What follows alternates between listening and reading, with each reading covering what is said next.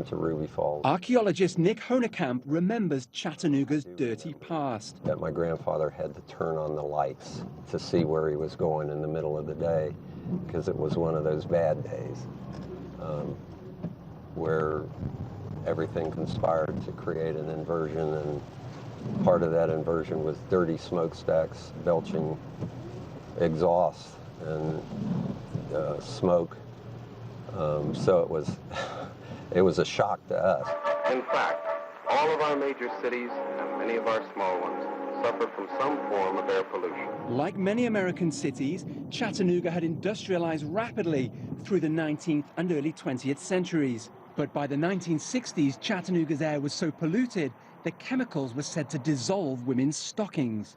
Health officials labeled it America's dirtiest city. People wore white shirts to work and took an extra shirt, so when they went out after lunch, they could change their shirts and have a clean shirt, because the white shirt would be gray. On a day like this, you really get a sense of how bad the pollution used to be in Chattanooga. You can see just how low the clouds are hanging over the city. Imagine 50 or 60 years ago when factories were pumping out all sorts of toxic gases into the atmosphere. They would just hang over the city. But this is how Chattanoogans like to think of their city today. It took $250 million in current values, a huge sum for a small city, to limit pollution. Chattanooga cleaned up its air within 3 years.